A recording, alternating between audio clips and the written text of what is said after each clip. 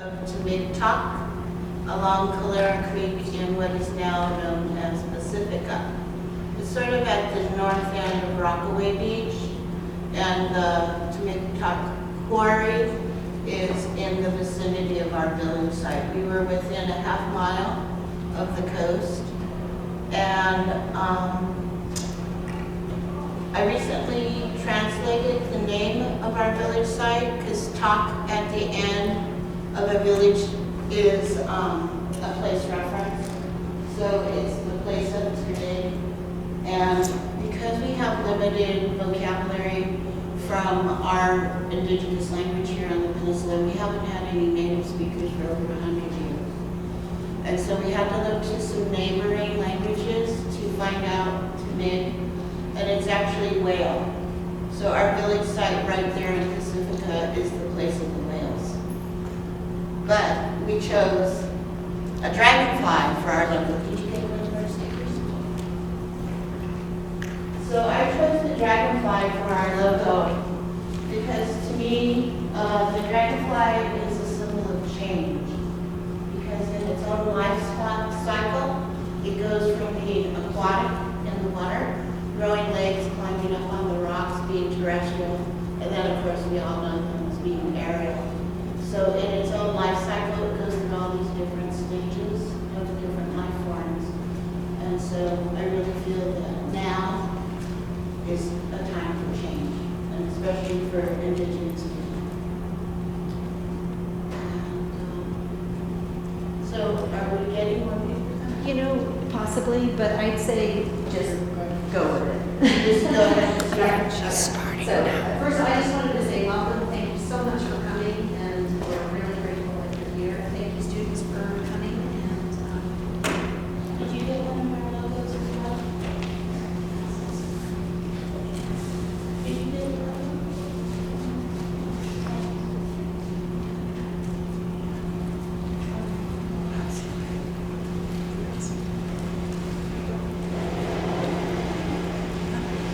Would you like one?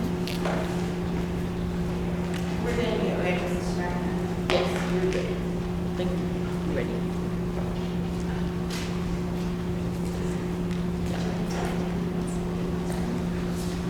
Here's some more students.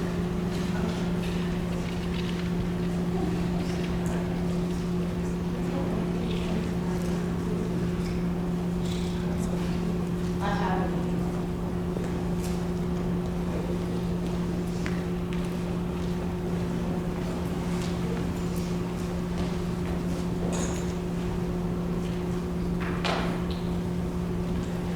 So since we haven't had any native speakers in over 100 years, last year I enrolled in Berkeley's Indigenous language program called Breath of Life. And so I actually started studying the Rammaytush language. And so I'm going to give a greeting, an introduction, and a welcoming to you in our Rammaytush language. It's probably the first time all of you have ever heard this language. But it was the language that was spoken here on the peninsula for thousands of years.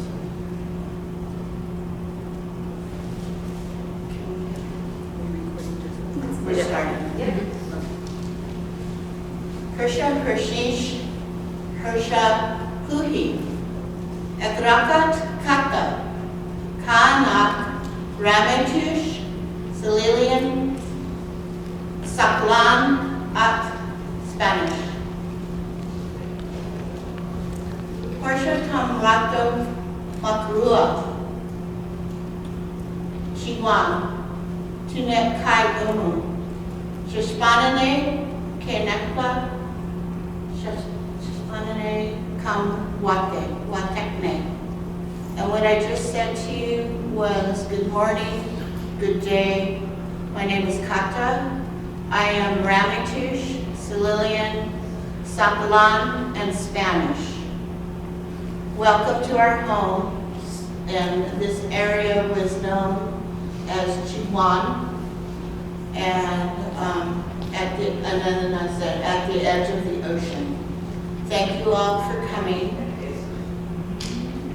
And I am a Rammaytush descendant, descended from the village of Timigtac along Calera Creek in what is now known as Pacifica.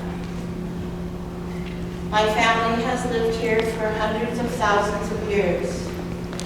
Prior to European contact, life was very different here on the peninsula. We have had a multitude of animals that are no longer seen. Some don't even exist anymore. Some of the things that were commonly living here along the coast were tule in our marshlands, beavers in our waterways, freshwater clams, but I think the most notable of all the creatures that we cohabitated with and who lived here in abundance were the California grizzly bears. So right here was a huge population of California grizzly bears. And from an indigenous perspective, these grizzly bears, who were the largest of all the grizzly bears in the world, because unlike other grizzly bears, the climate here was so mild that they didn't need to hibernate and regain their weight back every spring. So they just foraged year-round, multiple sources of food for them, lots of salmon in the creeks, beached whales, berries, grasses, a huge variety of food sources for them. And so they grew to be, some of the males were measured to be 12 feet high when they stood up. The largest of all grizzly bears in the entire world. Here, right here. And my ancestors lived in houses that kind of resembled big baskets turned upside down. Tules that were sewn together on a frame of willows with an opening but no doors. These grizzly bears were our neighbors, and we cohabitated and coexisted with them. We didn't have to hunt them for food because we had multiple other food sources as well. And we didn't want to make our neighbors angry at us by killing their family members. So the indigenous people here, the Rammaytush of the San Francisco Peninsula, cohabitated with these creatures for hundreds of thousands of years. And now, if you see the California flag, there is a California grizzly bear on it, but there are no more in existence. As of the 1920s, the last of the California grizzly bears have died. And so that, due to colonization, these grizzly bears are extinct. There are no more California grizzly bears anywhere. And we as Native people had a different perspective. I'll take questions at the end, so keep that thought. We as Native people had a different perspective in the relationship with who we thought were our relatives, our neighbors. When the people came on big ships from mostly Europe, some from Russia, they feared these grizzly bears because of their strength and their size. They were feared and demonized, hunted to extinction. But an indigenous perspective was, these are our neighbors, these are our relatives, and we had great respect for these creatures. And that is evident today because we still practice our bear ceremonies. And I've attended several of them. And it's practiced all through California by indigenous groups. Our bear ceremonies are healing ceremonies. So we took that strength and that power from the bears and channeled it into a positive direction of healing. Healing the people, healing the community, which was a very different perspective than hunting them to extinction. So that's a main difference between indigenous perspective and the Eurocentric colonizer perspective. Also, my family, as I explained to some of you earlier, Muchia is the matriarch of our family, who is documented at Mission Dolores in 1782. She was from the village of Timigtac along Calera Creek in what is now known as Pacifica. Looking back, it's kind of ironic that these institutions that have been so detrimental to our culture are now the places that we need to go to 250 years later to try to find out information. So what we're going by now are baptismal records, death records at the mission. Muchia was documented 1782, Mission Dolores. Her baptismal records are there, and on her baptismal record, it states that she was on her deathbed. 3 days later is her death certificate. So she died 3 days after being baptized. Another interesting date at the mission is Muchia's daughter, who was thought to be about 11 years old at the time, was baptized several years prior. It was a common practice to abduct the children and bring them into the mission and use them as bait to lure the rest of their family and tribe into the mission. I suspect that this is what happened in this case because of the fact that she was baptized years before her mother. And I suspect that Muchia knew that she was ill and dying. And this is my theory, just by looking at the dates, that she went to the mission to see her daughter before she passed. Most of Indigenous people did not survive the mission system. It was a forced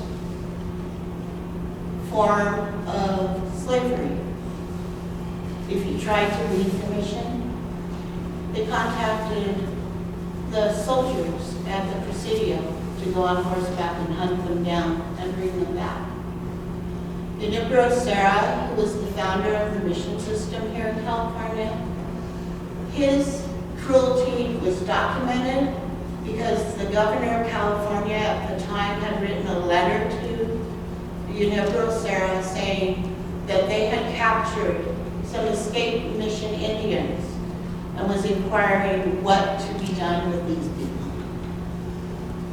Sarah wrote back saying that they should be shackled and whipped, and if the governor didn't have shackles, that Sarah could send him some because he had a whole stockpile of them. So this is commonly the type of discipline that was used throughout all of the missions, to shackle and whip the people, not only the men, the women, and children down to the age of 10 years old for any infraction to the church. This was your fate. Disease was introduced to the native people, which was unintentional. But the way that the native people were housed at the mission compounded the problem and it exacerbated the spread of disease. Not only did they go through a change in their diet, which was very varied, they also were housed in large dorms and kept large groups of people housed together, spreading the disease. 80% of the indigenous people did not survive the mission system. That took a huge toll on the community. And if that wasn't bad enough, following the mission system, when native lands were supposed to be returned to the tribe, instead the Mexican government gave them away as ranchos. The indigenous land was given away. All of California, unless it's under Indigenous stewardship currently, is unceded native land. Unceded means there was never any compensation given for that land, and it is stolen. The entire state of California is on stolen land. No compensation given for that land. Just people displaced from their homes. There were never any treaties ratified in the state of California. And the first laws passed under new statehood was the era of extermination. It was state-mandated genocide. The state of California would pay for indigenous scalps and ears. At that time, a lot of massacres of entire villages happened. And if you used bullets to massacre a village, the state of California would reimburse you for the bullets. On top of that, if you could prove that the mother and father were dead because you murdered them, it was legal in the state of California to take the surviving children and to use them as indentured servants on your ranch, another form of slavery. So due to these various conditions and traumas that the indigenous people survived, there were a few who survived, not many. That's why you don't know very many Native Californian people. At that time, many indigenous families took Spanish surnames to pass themselves off as Mexican. Because at that time of early statehood, during the gold rush, it was safer to be thought a Mexican than it is to be a native Californian who would be hunted down and killed, and the government would pay you to do that. So as a result, in my own family, we have names like Castro, Garcia, Avila. These are Spanish surnames. And that's why I exist today, is because our family disassociated ourselves from our indigenous roots and passed ourselves off as Mexican. So growing up when I was a child, our family never talked about our tribal lineage. They were proud that I was documented 12th generation Californian, but no one ever spoke beyond that. So we were hiding from the government for the last 150 years of statehood. And so it's just now that we are free to come out and reconnect with our culture.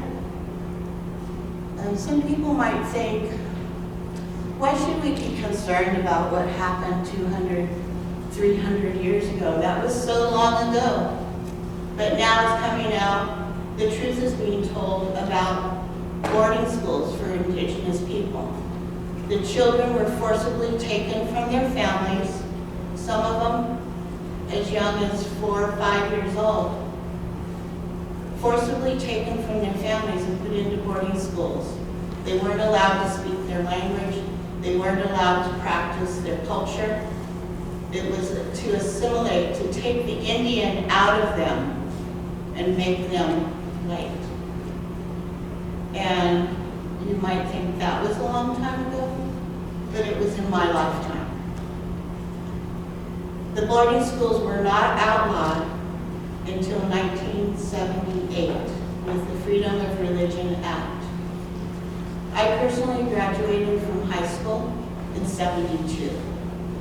So had it been common knowledge of my 3 tribal lineages, I could have been taken away from my family as a child.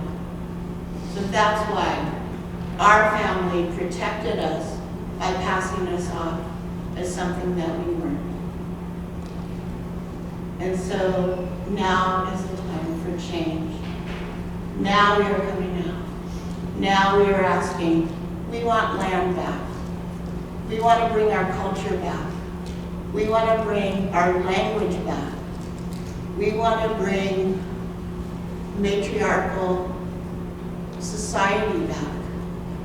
Matriarchal means the women hold a lot of power, not commonly known or practiced in the colonizing world of today. So it's a different perspective. Now, finally, as the world is in so much turmoil, you all know about climate change.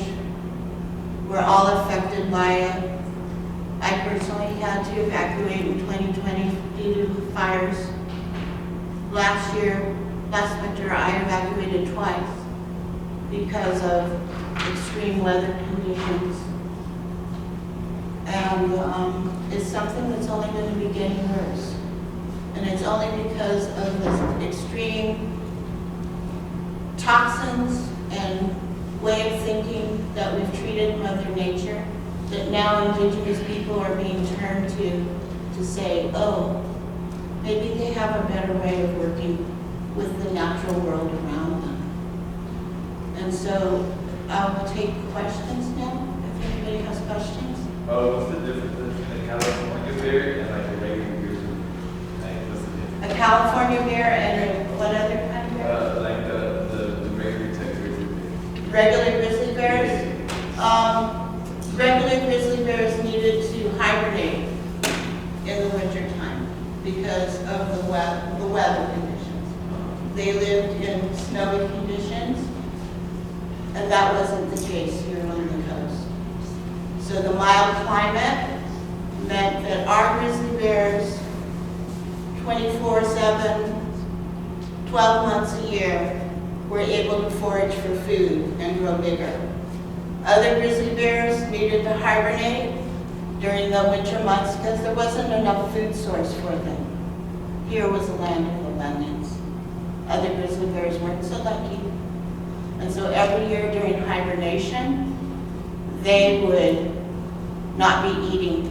They would drop a lot of weight. And every spring, when they came out of hibernation, would need to regain that weight that they lost the previous few months. Our grizzly bears just grew bigger and bigger. So we had the biggest of all grizzly bears. Any other questions? Yeah.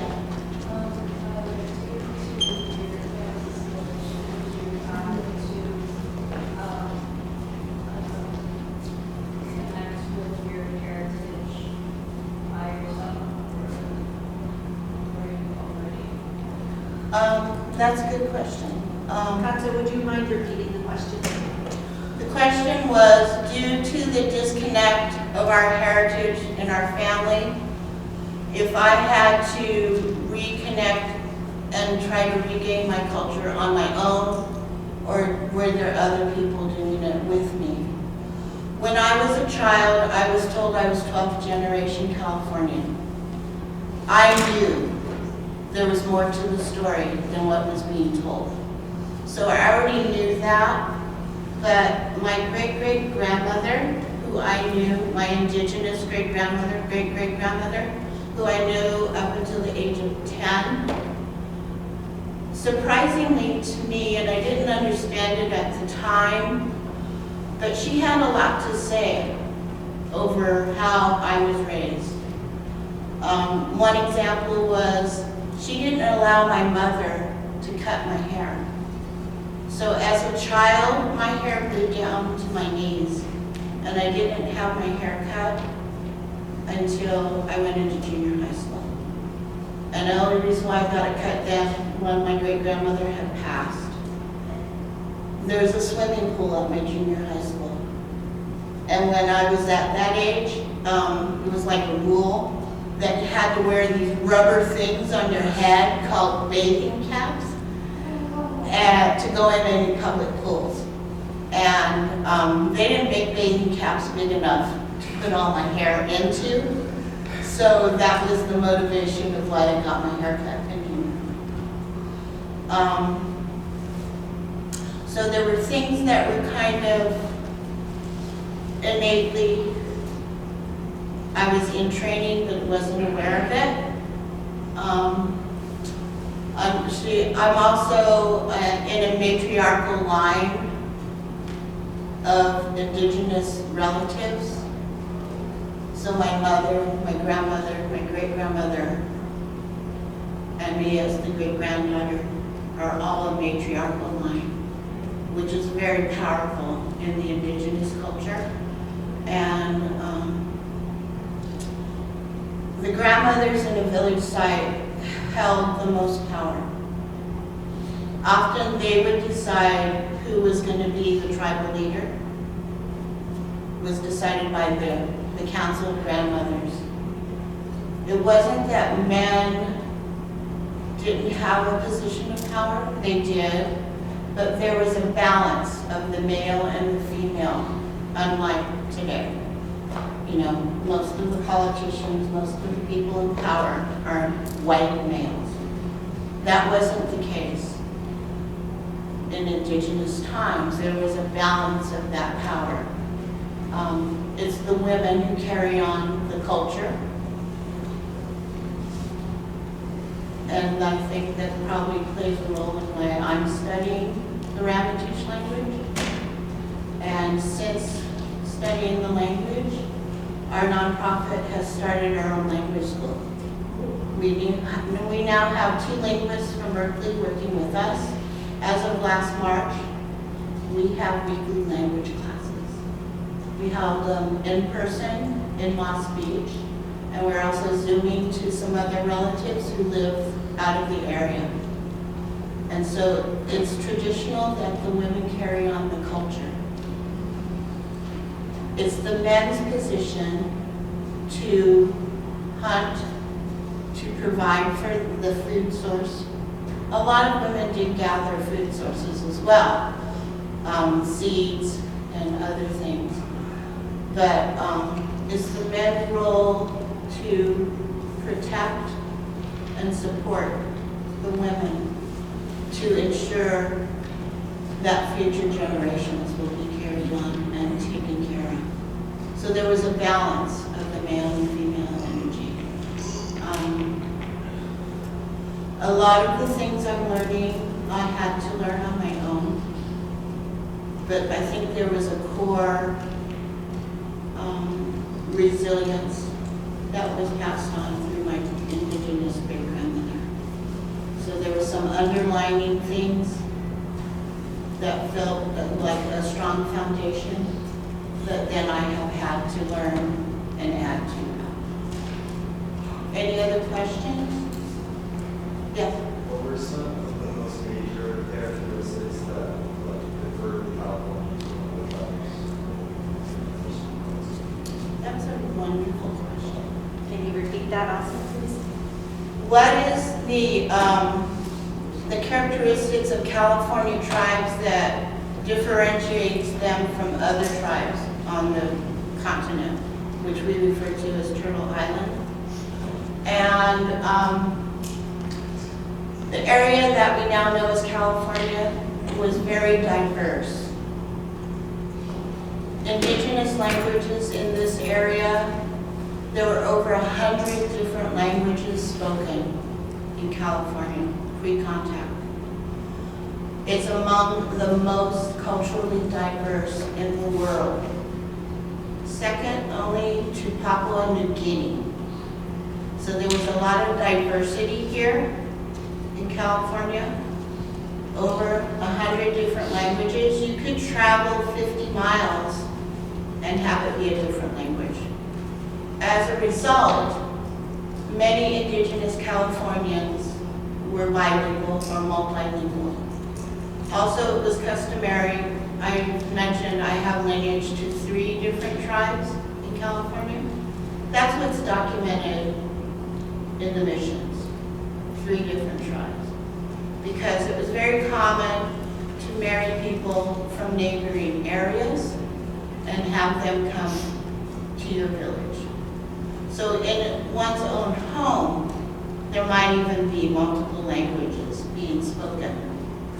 And so even though I've documented 3 tribal lineages, I suspect there's a lot more.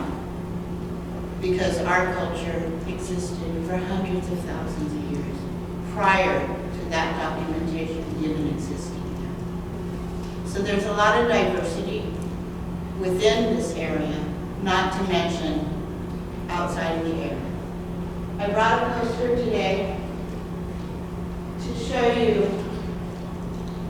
these are my ancestors. This drawing was done at Mission Dolores in San Francisco.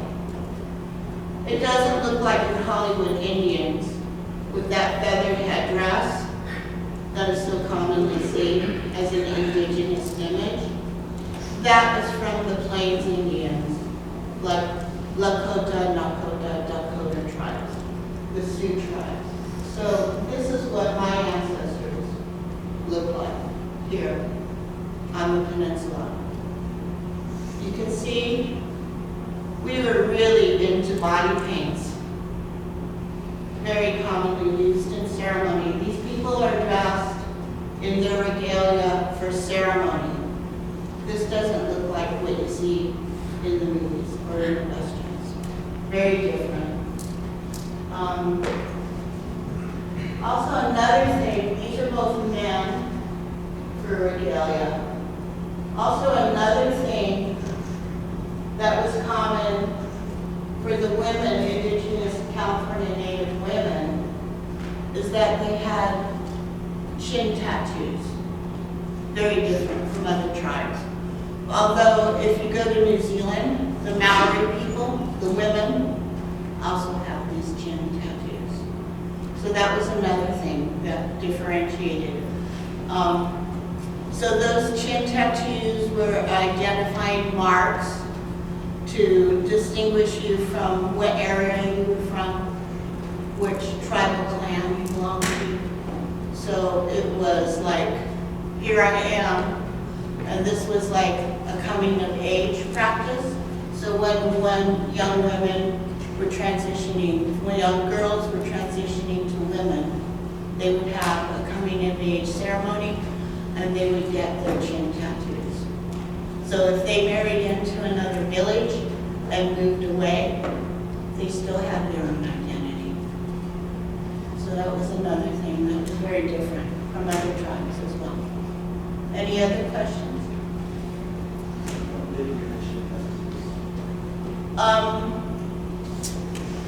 From what I had seen and what I understand is that they would put an ink or a dye on like a fiber. They would make cordage, like you may be familiar with stinging nettle, grows quite abundantly here, and it's really a wonderful plant that I personally do harvest.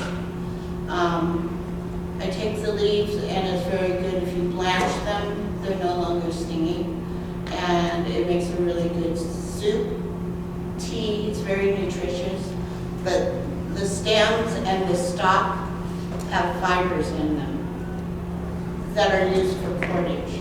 So you can make string or threads. So using these natural fibers, they would dip them in a natural plant ink and then pierce their skin and pull that fiber through the skin with the ink on it, the dye. So that's how they did the tattooing. This like with a little needle, probably made out of bone, and pull the thread with the ink through the skin, and that would be the tattooing. Any other questions? Yes? Do you know what type of This dark one right here? Yeah. When I go to my village site of Timigtac, which is north of Rockaway Beach, I often see on the cliffs are cormorants. They're a black seabird, and I personally think that those are cormorant feathers. This is a common headdress used in California, and it's orange with black on the ends. This sometimes you'll see it covering the tops of dancers' eyes, so that when they're in ceremony, they are looking at the natural world around them. They are in their own space. And these feathers here with the orange shafts on them, the quills, are flicker. And east of the Sierras, they have yellow flickers, but most of the flickers here have the orange shafts. So those are cormorant and flicker. Another interesting thing, you might know of red bark dogwoods that grow abundantly here in this area. These right here are the hair picks, and the red bark dogwood were commonly used for the hair picks. Yes, another question. What are some other materials that were harvested and used to assist? The question is, what other natural plant materials were harvested and used that we still use here today? Just, what's it, a month ago, 2 months ago, we started harvesting tule. Because not only are we bringing back our language, we are doing cultural revitalization. We have an ongoing basket circle that takes place. We also have started harvesting tule because we plan to make an ocean-going tule canoe.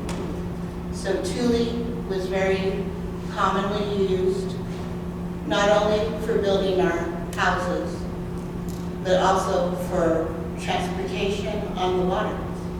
So tule canoes were very common. Willow and the dogwood fern roots were used in basketry. California natives are really known for exquisite basketry work. A lot of our California native baskets have been taken. I think the biggest collection is in St. Petersburg, Russia, because of the Russian fur trade that came down from Alaska. They took a lot of the California native baskets back to Russia. Also in London and Paris, they have our California native baskets in their museums there.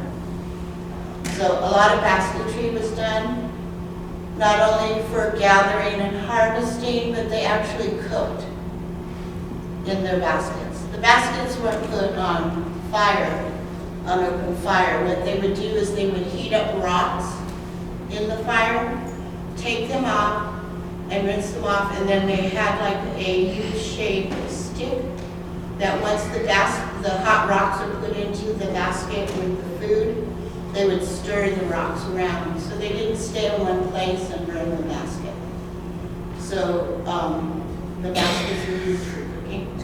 They also did roasting on open fires, and they also heated up rocks and cooked underground as well, similar to the Hawaiian luau. So they did that, those were the methods. I was actually just thinking about any interactions with the Indigenous alliance during that time. Actually, the question was asked, are there any indications that there's interaction between the Polynesians of Hawaii and the indigenous people of California? And absolutely yes. There is documented evidence of that. The Polynesians were great navigators. They had navigated the entire Pacific Ocean prior to Columbus. And the Pomo of Northern California genetically have Polynesian DNA. So yes, there was interaction with the Polynesians of Hawaii and California before European contact. In fact, just about a month ago, I don't know if you heard about the Hokulea. It's a Hawaiian voyaging canoe, and it sailed from San Francisco to Half Moon Bay. My relatives and myself had a welcoming ceremony for them here at the harbor. An interesting story. As the Hokulea was passing Timigtac in Pacifica, the place of the whales, between the canoe and the shore were 2 humpback whales. So the crew of the Hokulea was greeted by 2 whales at the place of the whales at our village site. And when I greeted the captain and the crew and told them of that story, that they were passing our village site at that exact moment, they said, and we were already feeling it, our ancestors were there to greet them and welcome them. So at the place of the whales, it still is very much the place of the whales. And I often go there to whale watch and see them often in Pacifica. The reason why the whales are there are because the Sacramento River and the Delta, as it comes through the bay, the current is bringing that to the south. So with that is coming a lot of nutrients that are washing down through the bay, out, and bringing it south to Pacifica. So the whales are there like, yay, here comes all this food. And so that's why it is the place of the whales. I also translated another village site in Pacifica called Timigtac, and it is the place of the sandhill cranes. And so there were massive flocks of migrating birds that used to come through here. And the sandhill cranes in San Pedro Valley, you might know it as the Sanchez Adobe. That is the village site of Timigtac. And so that used to be the resting place for the cranes as they came through. And so our time is almost up, and I'd like to thank you all for coming. Shispanane Watekne. And if anyone didn't already get a Muchia sticker, I have stickers up here.